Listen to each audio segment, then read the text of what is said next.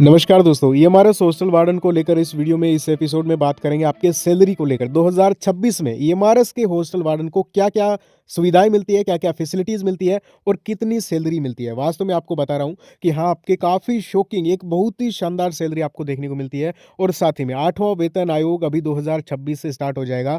तो आपके जब जॉइनिंग होगी तब आपको कितनी ज़्यादा, कितनी बड़ी सैलरी आपको देखने को मिलेगी और वास्तव में आपको बता रहा हूँ कि एक बार आप कंप्लीट ज़रूर देखना कि इसमें आपको क्या-क्या फैसिलिटीज़, क्या-क्या बेनिफिट्स आपको मिलेंगे और एक बार अगर सिलेक्शन हो गया फाइनल, तो फिर इसमें आपके मौज ही मौज है। आप देखिए इसमें क्या-क्या आपके बेनिफिट्स हैं, वो सबसे इम्पोर्टेंट है। ठीक है दोस्तों? देखिए आपको मैं बता दूँ 635 टोटल हॉस्टल वार्डन इस बार सेलेक्ट होंगे और 635 हॉस्टल वार्डन बनेंगे। तो आपको बता देता हूँ एक बार सबसे पहले सैलरी को लेकर डिस्कस कर लेते हैं, फिर अदर चीज़ों को लेकर बात करेंगे।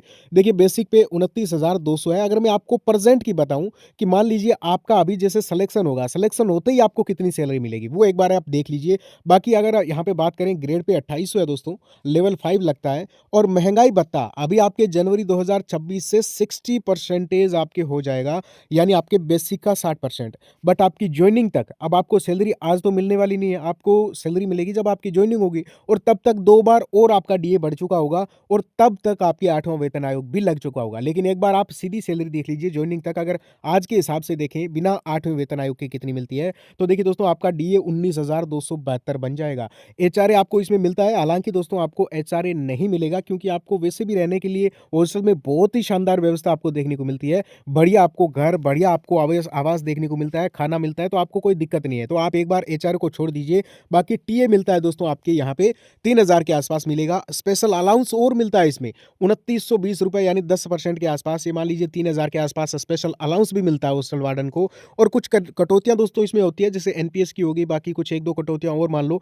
अब देखिए 10% तो आपका ये एनपीएस करता है, डी और बेसिक का आपका, और 14% सरकार जमा करती है। यानी आपकी सैलरी में ये 6,786 रुपए और आपके 4,847 ये आपके जमा होंगे दोस्तों, हर महीने जमा होंगे। तो आप मान लीजिए ये आपकी सैलरी तो है जो आपके फ्यूचर के लिए आप सेविंग कर रहे हो। सरकार आपको और दे रही है सैलरी के अलावा 6,786, तो इसको भी सैलरी में ही माने ना, आपको दे रही है सरकार। तो वैसे अगर हम ऐड कर लें सारी चीज़ों को, ये कट के का क्या कोई वेस्ट थोड़ी जा रहे हैं, ये भी आपके ही तो खाते में जमा होंगे जब आपको लास्ट में मिलेंगे।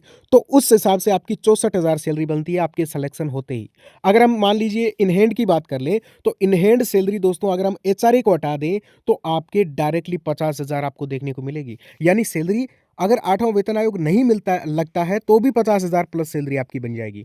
और आपका 8वां वेतन तो 100% लगेगा। अब लगेगा तो फिटमेंट फैक्टर की बात चल रही है कि भी 2.5% आपके जो सैलरी में हाइक मिल सकती है।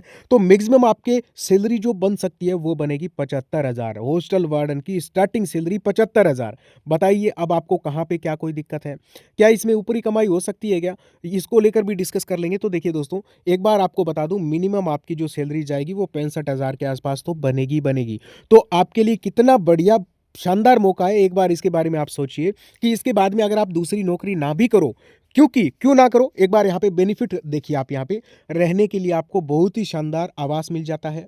आपके वहाँ पे खाने के लिए बढ़िया टाइम टू टाइम आपको अलग-अलग बढ़िया खाना मिल जाता है, मेस होता है बहुत ही शानदार, उसमें खाना आप ही बनवाओगे, मतलब है ना? और वहाँ पे आपके फिक्स लाइफ रूटीन रहेगा, बच्चों को टाइम से उठाना है, आप भी उठोगे, उनको योगा वगैरह कुछ भी अगर करवाना है तो आप भी तो करोगे। तो आपका लाइफ बहुत ही शानदार तरीके से इसमें जाने वाला है, ठीक है? और यहाँ पे मस्त लाइफ रहने वाली है। डेली गुड हैबिट्स आप खुद भी अपनाओगे, बच्चों को भी सिखाओगे, बच्चों के साथ रहना है। कोई वर्कलोड बहुत ज़्यादा नहीं है, अब कोई सोचेगा कि नहीं मुझे 5 बजे उठने में दिक्कत हो रही है, तो उसके लिए तो वर्कलोड हो गया ये यहीं पे। लेकिन एक बात ये है कि जो लाइफ का जो रूटीन है, वो बड़ा ही शानदार हो जाएगा आपका, ठीक है? और स्टडी का फुल टाइम रहेगा, आप अपने फैमिली को रख सकते हो, बढ़िया आपको यहाँ पे क्वार्टर मिलेगा उसी कैंपस में, और वहीं पे बच्चे रहेंगे, वहीं पे हॉस्टल होगा और इसी के साथ में बढ़िया ऑफिस भी होगा, मीटिंग हॉल भी होगा, वहाँ पे अलग-अलग बढ़िया-बढ़िया आपके जो है वो सुविधाएँ भी होगी, ठीक है? बढ़िया हरियाली, सारा एकदम सिस्टम सेट होगा वहाँ पे। अब बात कर लें यहाँ पे आपके हॉस्टल वार्डन में ऊपर की कमाई हो सकती है क्या?